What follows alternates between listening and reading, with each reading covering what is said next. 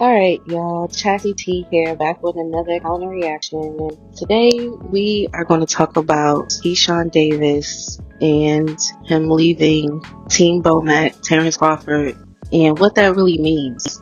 Keyshawn Davis to me is a businessman, as he calls himself, but I'm also learning that he is an opportunist. And when I say opportunist, I don't mean that being an opportunist is bad all the time. It's to be an opportunist, you can, let me be clear, opportunist is not automatically an insult, but in boxing, it can mean awareness, timing, self-interest. In your everyday life, you can see opportunities that benefit you and take advantage of them. The issue is how and when it shows up. That is what makes someone an opportunist in a negative light. To me, his decision to leave the Bomac camp seems more like strategic positioning. Nothing was wrong with the camp. Nothing was wrong with the training. He was winning. He was doing well. He was growing as a fighter. He entered a proven system and then exited once the value was extracted. And that's what it feels like. I guess that's the situation, that's the feeling around this situation. It feels untimely. It feels like it wasn't supposed to happen right now, but it did.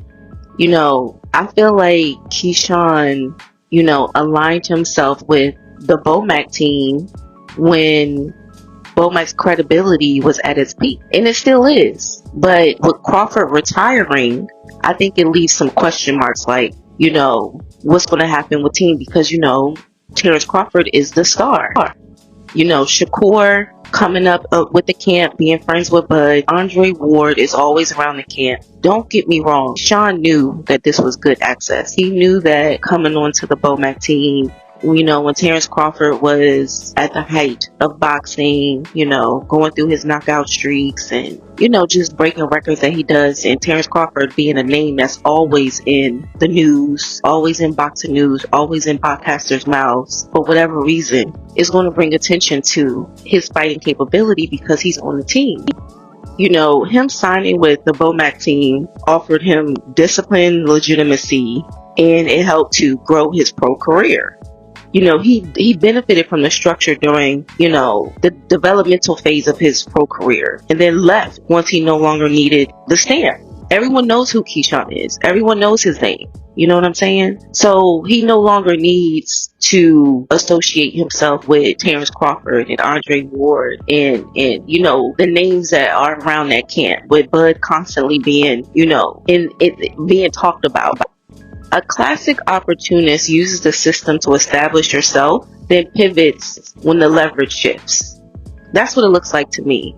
He conveniently left after Bud Crawford retired. If this had happened before Bud retired, I would say this was more coincidental. You know what I'm saying? Like, okay, maybe everything he's saying is true, because Keyshawn has made statements that, he wants to go back to his team, his original team, and he wants to build with them. He was inspired by what Terrence Crawford and Bomac have done. He wants to go back and work with his old team. Okay, so the question that I have is, why did you leave your team in the first place?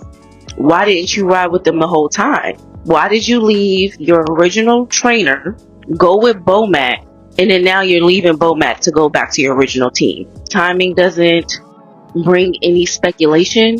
You know what I'm saying? So you jumped on this team with Shakur, someone else who was being associated with Devin Haney, with, Tank Davis, with Ryan Garcia. Then they used to call them the Four Kings or whatever. So you jumped on that team when things were good.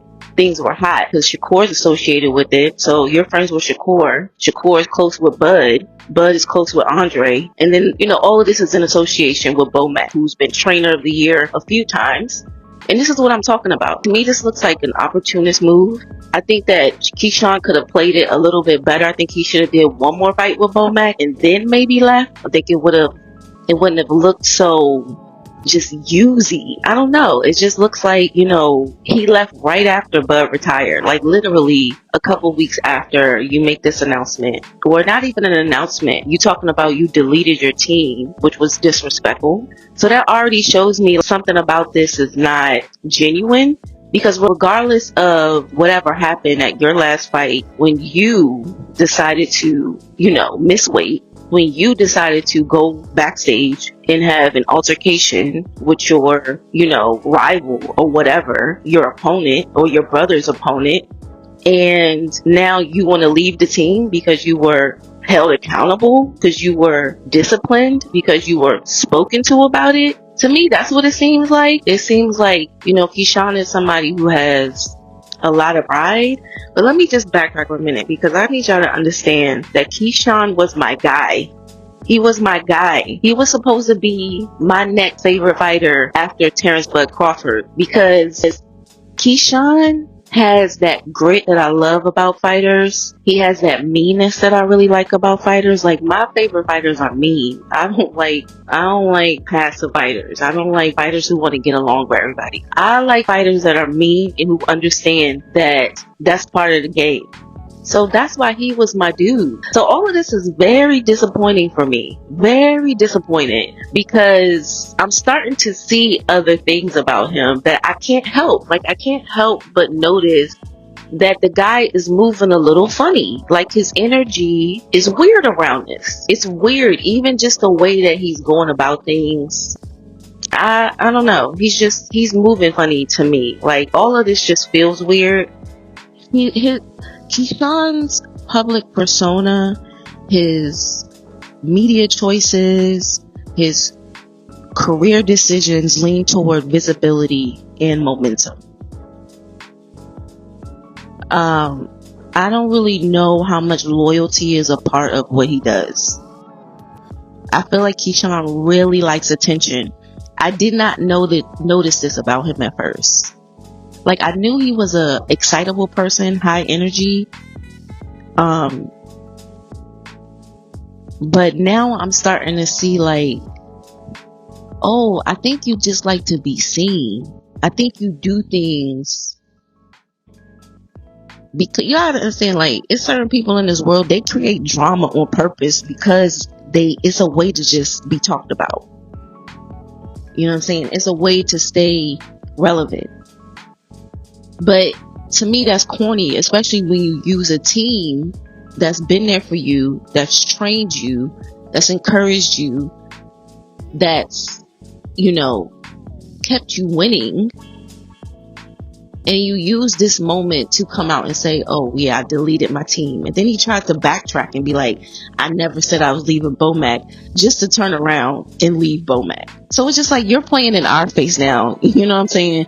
You're playing in our face, trying to act like you know what I'm saying, weren't going to leave the team, knowing you was going to leave the team. And then you were being disrespectful on top of it.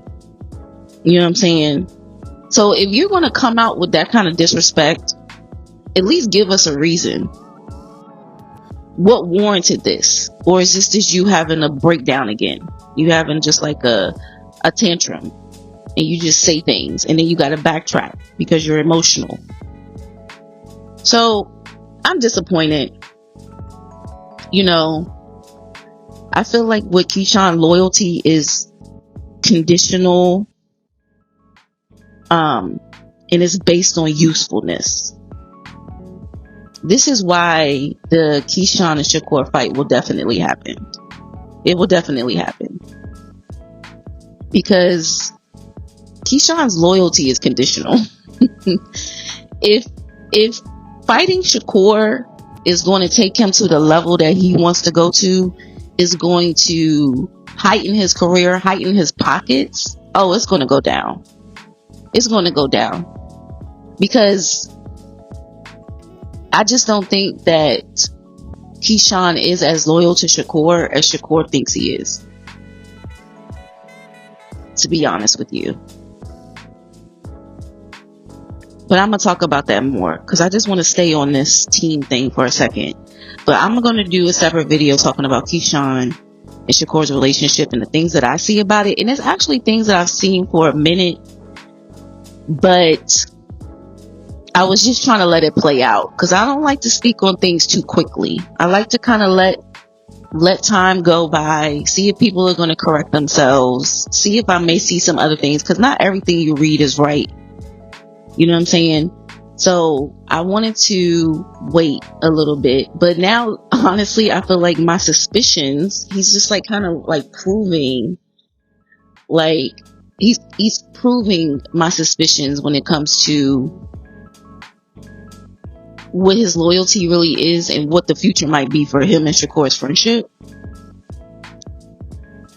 You know, I feel like, you know, Bomac is, you know, he's into long-term refinement. He's into, you know, building a fighter. He's into sticking with a fighter. You know what I'm saying? And I think Keyshawn's current priority is short-term acceleration. I think Keyshawn is just trying to get, this is why he's talking about jumping up to move to 147 now. Okay, cool. We're gonna see how that go. And the other thing that nobody is talking about that I want to touch base on is Keyshawn mentioned he wants to build with his original team. That he was inspired by Bud, you know, what Bud did to Canelo and what Bomac and all of them accomplished. And he wants to go and work with his original team that he came up with. But my question is, why did you leave your original team in the first place? Don't you think that's an interesting question?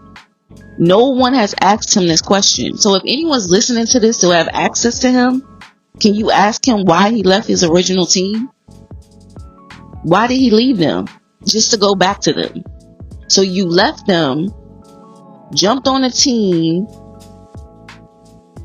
that was associated with Shakur, had a star in the middle of it, had the right amount of drama around it, but still a really good disciplined reputation. They were a winning team.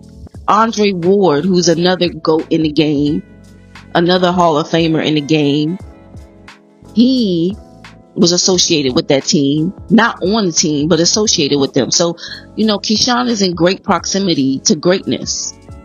In all of, trust me, I believe that this was a strategic move on his part, and it's not a bad move.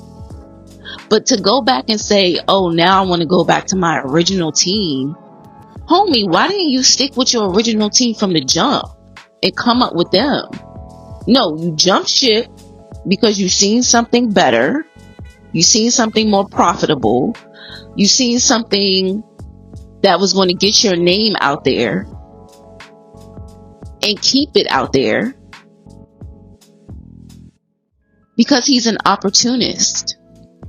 He's an opportunist. The businessman, the opportunist. Because when he says the businessman, I think that's what he really means. He's an opportunist. Because you could do business and stay with Bomac. It's not like you weren't going to have opportunity. Your name has been established. We know who you are. You know, Team Bomac, Team Crawford, they are a legacy team. You know, legacy fighters endure uncomfortable systems, uncomfortable situations, because they trust the process. But with Keyshawn, I feel like it's not about the process with him. It's about what is the next quickest move. You know what I'm saying? Like Keyshawn, I don't think Keyshawn is stupid at all. I think he's actually really smart when it comes to manipulation. Because, you know, he has this whole thing going on with the mental situation. And so now he has that to fall back on. You know, he can always say his mental. And I'm not even saying that's not true. Because I think he might really do have something mental going on. Anytime you can just jump shit like that and then kind of throw people under the bus and then get mad when they counter react to you and then try to be, oh, I didn't say nothing bad. What you mean you didn't say nothing bad? You talking about you deleted your whole team. That was a poor choice of words, sir. And then you want to backtrack, and that's where the mental stuff start coming in, because I'm going, homie, don't play with me. You sat up here and told us you deleted your entire team, and then you get mad at us for assuming you left Bomac, then say you never said you left Bomac, just to turn around and leave Bomac.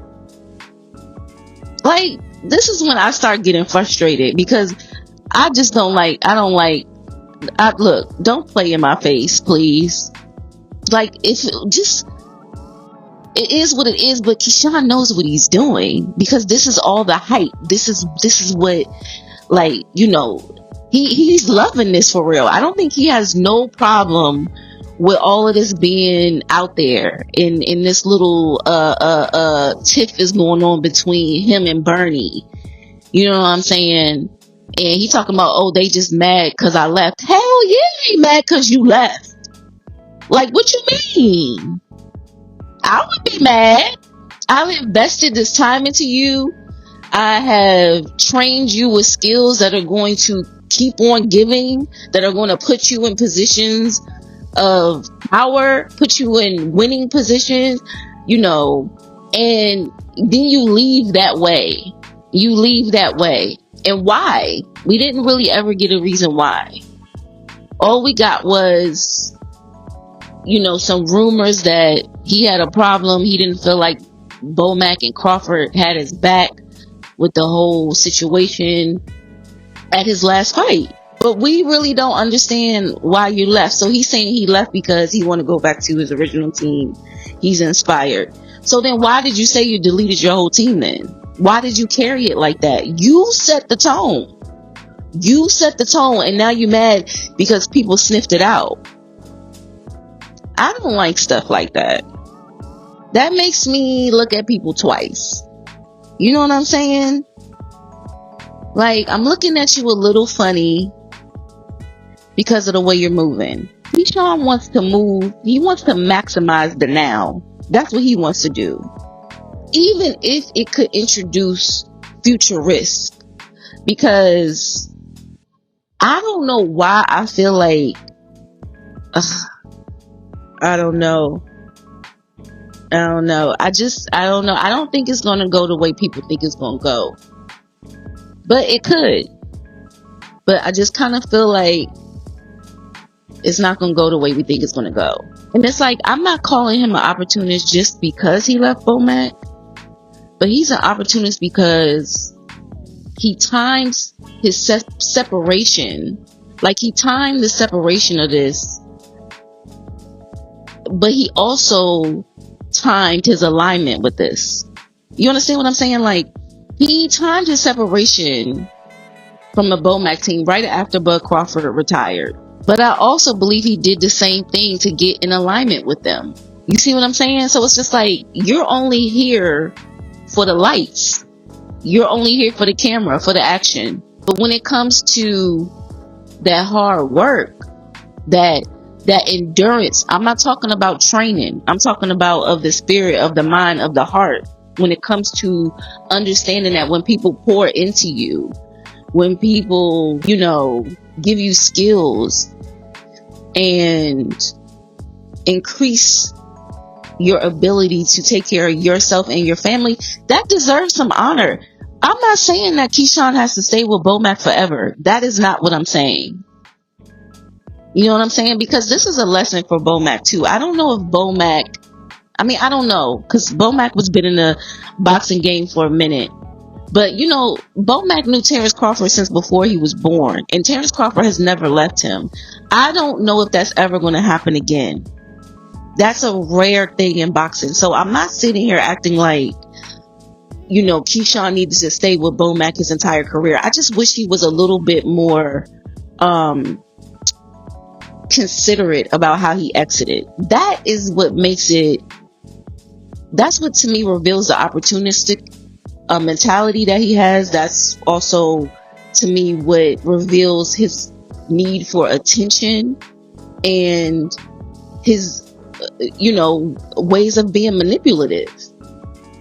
Because he didn't need to come out and set the tone the way he did. And I was just so disappointed because Keyshawn was my guy. He was going to be my next guy.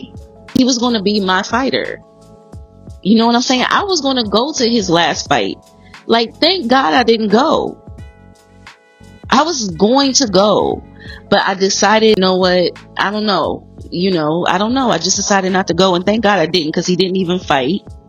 Lost all that money, disrespected his fans. Look what he did to his own fans. Look what he did to his own city. Okay? Missed weight with all of these people rooting for you. What does that tell you? And then you turn around and pull this. And for what? You know why? Because it was going to keep his name in the blogs. It was going to keep his name on the podcaster's lips. Because why? Because it's drama. It's drama. And, Butter's retiring. But now it's just like, the flair is gone. That's really how I think he sees it. The flair is gone. Oh, there's no more excitement around his camp.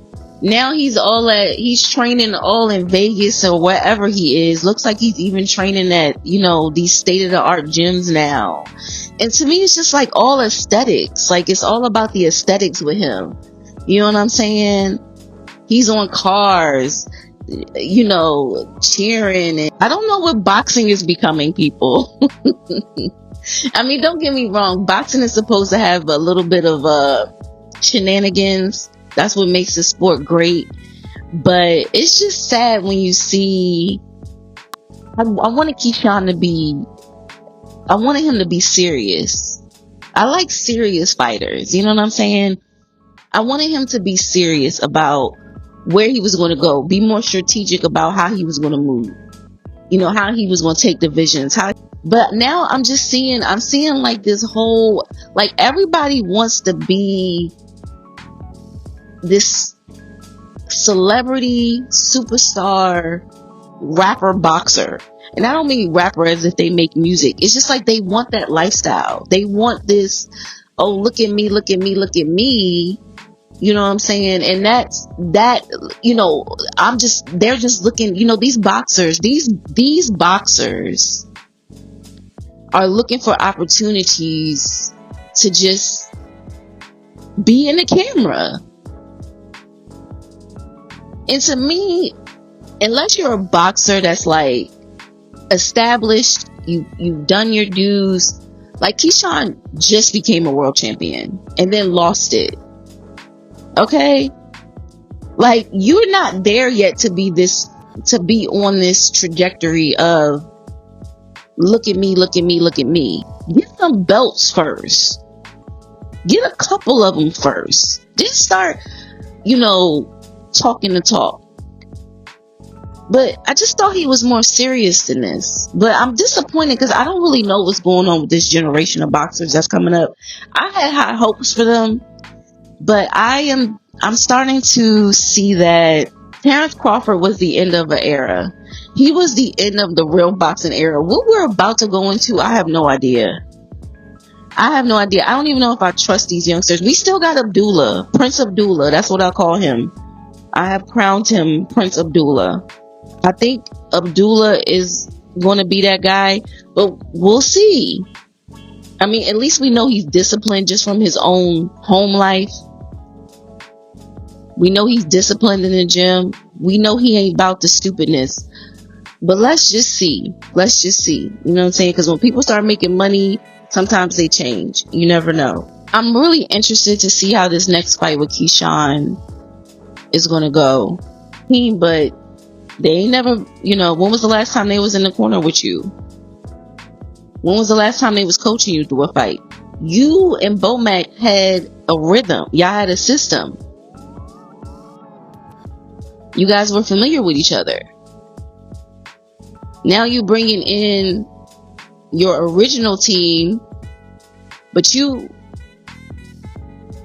Have they been in your corner? I mean, I don't know, you guys, correct me if I'm wrong. Has the new team, or excuse me, the original team, have they been in Keyshawn's corner these last few fights since he's been with Bomac? I don't think so. So now we have to worry about the chemistry. Is there chemistry there? Because just because you worked with someone before doesn't mean that's who you're supposed to go back to. My heart goes out to these trainers, because I really see how hard it is to train somebody, be on a team with someone, and then have them just kind of turn on you like that because of a disagreement or because of a situation. Now it's just like, we've been winning, you ain't even lose. And even if you lose, it's still like, dang, you're just gonna like run up out of here. You know what I'm saying? And don't get me wrong, like there can be friction, there could be other reasons, but the money was messed up on that last fight. You know, I don't know if Bomac got paid for that. I don't know if the team got paid for that. They went through training, they went through camp. And for him to put that all on his opponent and say, oh, well, I thought he would take the fight. Like, no, homie, you should not have risked it like that. There's a lot of people on the line. And if it's a financial thing, shoot, Bomac, sue. Get your money, man. Sue. Because I don't know if Bomac probably was like, yo, you know, whatever, we gonna get another fight. But now you dipping off after you just messed up my last check? Like, y'all don't see the opportunist in this? Like, am I painting it clearly enough? This is why I'm disappointed. Will I still go to a Keyshawn fight? Probably. Yeah, probably. We'll see. Because I'm just looking at him sideways a little bit. Like, I don't know about you. I don't know about you. I'm starting to see you a little differently now. And people used to say stuff about Keyshawn. I used to be like, no, Keyshawn, you know, we need that kind of crazy in boxing. Well, I don't know about that. I don't know. I mean, I don't know. I'm not going to say we don't need him in boxing, because we do. I mean, I'm all for good fighters. But I just hope that he's not moving too fast and not really thinking about the moves that he's making. And I hope he's really making genuine moves and he's not just doing things out of emotions and get back. Because I feel like Keyshawn's a get back type of dude. You know, oh, you ain't have my back. You know what I'm saying?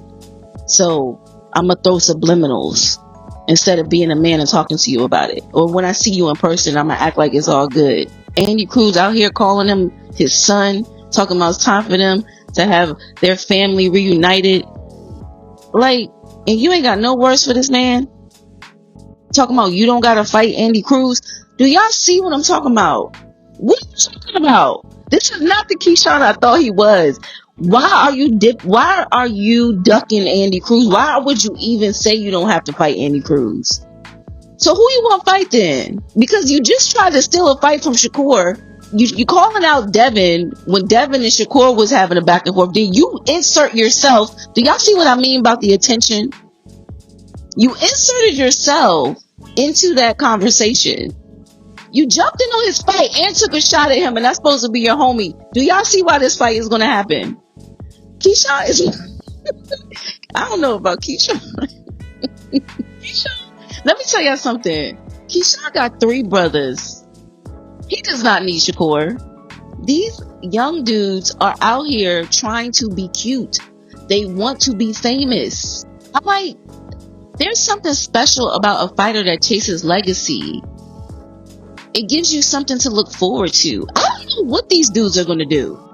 They're going to be all over the place. Shakur talking about he's going to 140, then he might go back down to 135.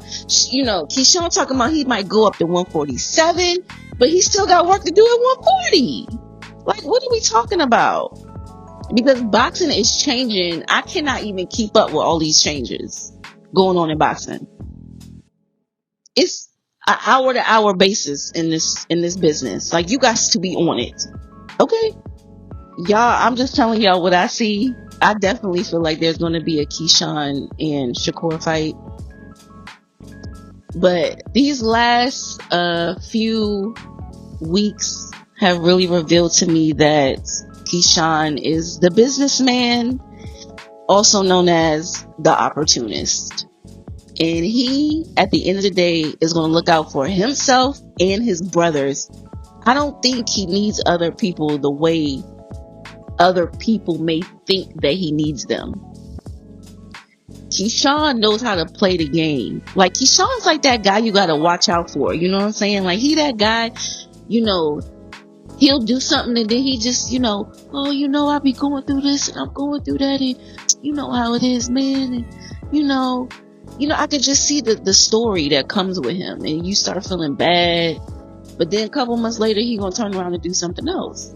So we're gonna see where this goes. We're gonna see how this develops. But I'm pretty convinced that Keyshawn is an opportunist.